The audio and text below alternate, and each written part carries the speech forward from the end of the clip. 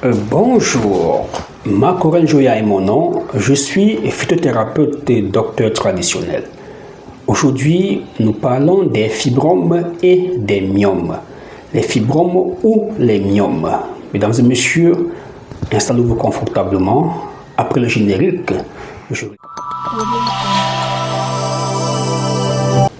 Voilà, les fibromes, les myomes, ça, ce sont des synonymes.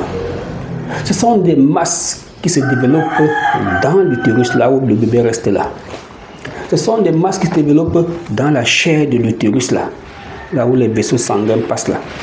Ce sont des masses qui se développent tout autour de l'utérus là.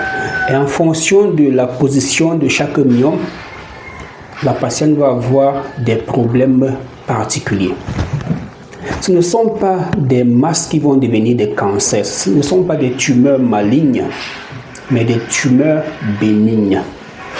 Les fibromes, les myomes ne vont jamais devenir des cancers. Si après on diagnostique un cancer, c'est que le cancer était caché et le myome était là et c'est le myome qu'on voyait.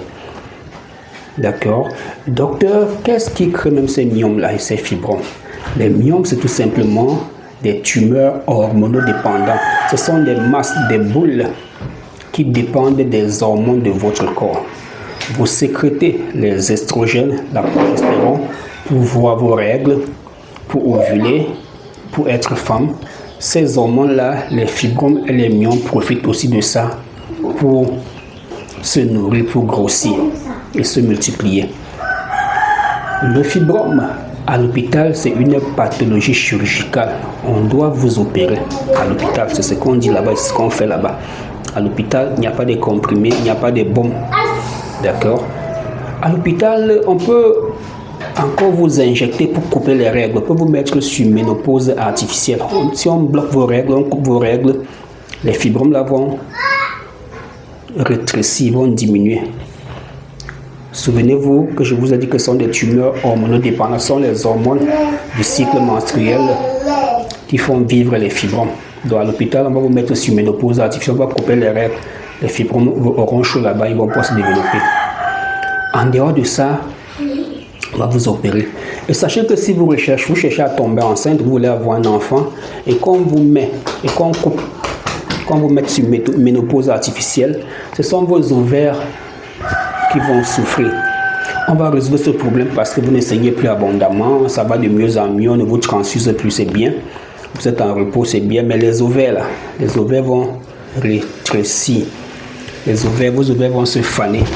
Et lorsqu'on va relancer les règles plus tard, on va dire que vous avez une insuffisance ovarienne.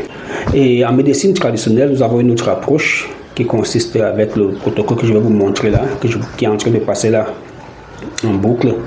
D'accord, il s'agit des ovules, des remèdes à boire. D'accord. Voilà. Est-ce que c'est possible, docteur Joya, de soigner les fibromes avec les remèdes traditionnels, de boire, de faire la purge, de mettre les ovules? Parce que nous, ce qui est important, sont les ovules, là, de mettre les ovules. Est-ce que c'est possible? Je vais dire oui. Pourquoi je dis oui? Parce que j'ai des cas où j'ai déjà eu à soigner des femmes et des fibromes. Les femmes qui ont des fibromes. D'accord? J'ai fouillé dans ma Google Photo où j'ai fait des captures d'écran témoignages et j'ai trouvé le témoignage de cette dame. D'accord? On va regarder ça ensemble. On va regarder ça. D'accord, voilà. On est en train de discuter. Elle me dit ceci. Vous m'aviez suivi pour le problème de myome. J'ai fini le traitement et refait les examens. Tout était OK. Elle me rappelle que je l'ai suivi pour le traitement des myomes. Elle a fini le traitement. Elle est partie refaire l'examen. Tout est OK. Donc c'est elle qui me dit que tout est OK. C'est pas moi qui lui dis tout est OK. D'accord, voilà. Maintenant, je veux déjà avoir le bébé. Elle avait des soucis de myome, tout est OK. Maintenant, elle veut avoir le bébé, voilà pourquoi elle revient. D'accord, voilà. Elle me dit que c'était en 2021. Donc, je l'ai suivi en 2021. Toi qui viens de découvrir cette vidéo, ne pense pas que nous sommes arrivés aujourd'hui sur les réseaux sociaux. D'accord, non, nous sommes là depuis 2000. Ça fait 7 ans que nous sommes là sur les réseaux sociaux. Ça fait 7 ans qu'on est là et on travaille. D'accord. Moi, de dire gloire à Dieu. Elle a 38 ans. J'ai 38 ans. Ma dernière grossesse date de 2014. Donc, elle a accouché en 2014. Depuis là, la grossesse n'arrive pas. Et en 2021, de 2014 à 2021, elle m'a contacté pour les problèmes de myome. Elle a suivi un traitement. Maintenant, elle veut tomber enceinte. D'accord. Je lui propose quoi? De prendre un traitement de nettoyage. Qu'elle se nettoie et elle dit qu'elle a 38 ans. À 38 ans, on ne va plus tomber enceinte comme ça facilement. Donc, elle pense à un traitement de nettoyage, d'accord, mais je vais lui donner des trucs pour booster sa réserve ovarienne. Pas pour booster sa réserve ovarienne, pour booster les follicules qui sont là à s'ouvrir et libérer les ovules, ce qu'on appelle les ovocytes. Oui, ça c'est le cas d'une dame qui a pris un traitement pour les fibromes et les myomes, d'accord, et qui fait les examens et nous dit qu'elle est guérie. D'accord, on va passer. On va maintenant prendre le cas d'une dame. Elle avait les fibromes et les myomes. Elle ne tombait pas enceinte. Elle est venue pour un traitement chez moi. Alors, on a commencé le traitement. Et pendant le traitement, elle est tombée enceinte.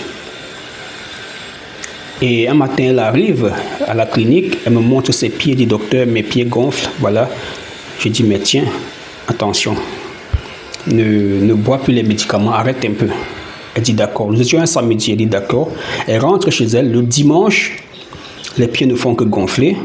Elle se rend à l'hôpital le lundi matin. Et on fait les examens. On lui dit qu'elle est enceinte. Elle était surprise. Ça, c'est la première fois. Elle est venue suivre un traitement parce qu'elle avait des trompes bouchées et des myomes. Elle est tombée enceinte. Elle voulait juste, après le traitement, après l'accouchement continu, je lui demande d'attendre sévrer l'enfant. Elle est sévrée l'enfant. Elle est revenue pour un deuxième traitement. D'accord, elle a pris ce traitement, elle est encore tombée enceinte. Et ça, c'est le témoignage de la deuxième grossesse. D'accord, on va lire. Bonjour docteur, j'espère que vous vous portez bien. Je voulais vous informer que j'ai accouché une fille. Et moi de dire, waouh, très bonne nouvelle. Ça, c'est là mon cadeau d'anniversaire. Gloire à Dieu. Deuxième grossesse avec les myomes, c'est ça? Oui, joyeux anniversaire. D'accord, voilà. Deuxième grossesse avec les myomes, oui c'est ça. Donc elle accouche son deuxième enfant toujours avec les myomes. Donc on a ici des myomes qui ne vont pas t'empêcher de tomber enceinte. Si tes trompes sont perméables, tu vas tomber enceinte. Des myomes qui ne vont pas empêcher ton bébé de se développer parce que le myome qui est sous-muqueux va faire que tu fasses des accouchements prématurés. D'accord, donc on a là deux cas, une dame qui s'est soignée des fibromes, des myomes, tout est fini, tout est ok. Et une dame qui a accouché jusqu'à 2 enfants avec les fibromes et les myomes. Alors toi qui m'écoutes en ce moment, si depuis là tu ne tombes pas enceinte et on t'a dit que c'est à cause des fibromes et des myomes, ce n'est pas vrai. Le fibrome et le myome, c'est juste la face visible de l'iceberg. Loin derrière là-bas, si on vérifie bien, on va voir que tes trompes sont bouchées. Si on vérifie bien, on va voir que tu as une insuffisance ovarienne. Alors, toi aussi, qu'est-ce que tu attends? Prends le numéro 6, tu n'es pas la première. Avant toi, les gens ont eu ce problème. Les gens ont eu ce problème d'accouchement. Essaye aussi. Essaye. À bientôt.